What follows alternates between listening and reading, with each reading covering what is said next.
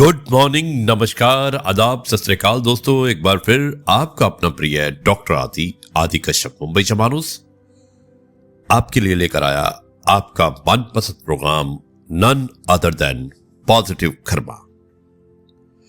दोस्तों आज है एपिसोड नंबर 1688 और आज एक बहुत ही अच्छी शिक्षापद कहानी है जिसमें कि इंसान कई बार दूसरों पर आरोप लगाता है लेकिन शायद वो खुद कुछ भी करना नहीं चाहता है। उसी पर आधारित जिसका शीर्षक है इस कहानी का, सब कुछ तुम्हारे हाथ में है।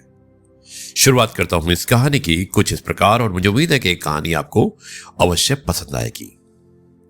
दोस्तों एक बार एक आदमी रेगिस्तान से गुजरते वक्त बुदबुदा रहा था, कितनी बेकार जगह है ये, बिल्कुल भी हरियाली नहीं है और हो भी कैसे सकती है, यहां तो पानी का नामो निशान भी नहीं है।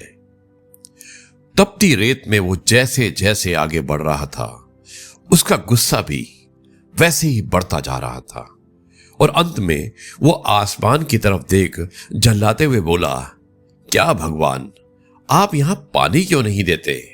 अगर यहां पानी होता तो कोई भी यहां पेड़ पौधे उगा सकता था और तब ये जगह भी कितनी खूबसूरत बन जाती। और ऐसा बोलकर वो आसमान की तरफ ही देखता रहा मानो वो भगवान के उत्तर की प्रतीक्षा कर रहा हो।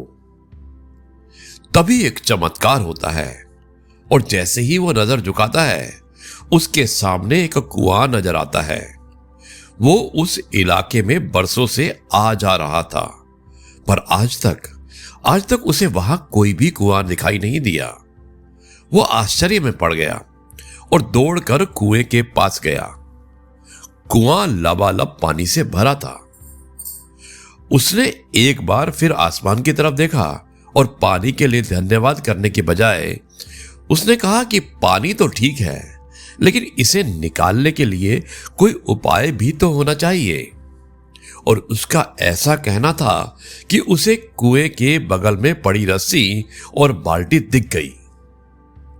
फिर एक बार उसे अपनी आंखों पर यकीन नहीं हुआ और वो कुछ घबराहट के साथ आसमान की ओर देखकर बोला, लेकिन मैं ये पानी ढूंढूंगा कैसे?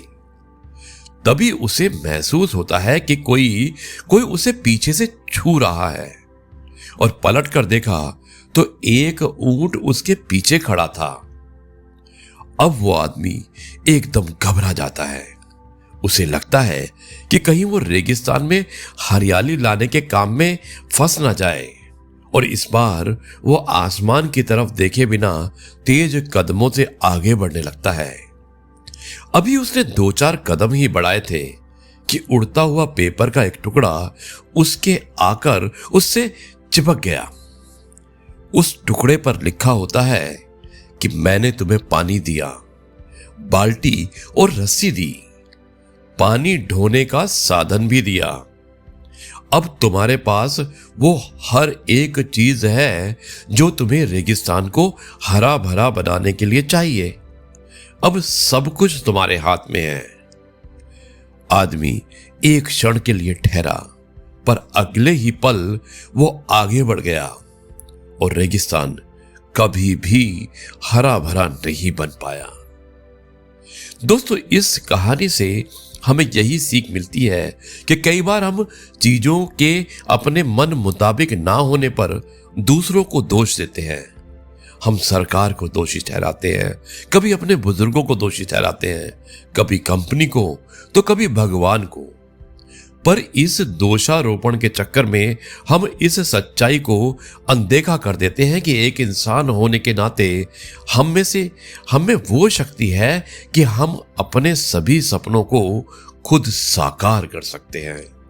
इसलिए दोस्तों कभी भी आप एक्सपेक्ट मत कीजिएगा, अपने ऊपर विश्वास कीजिएगा, दूसरों पर दोष मत ढालिएगा।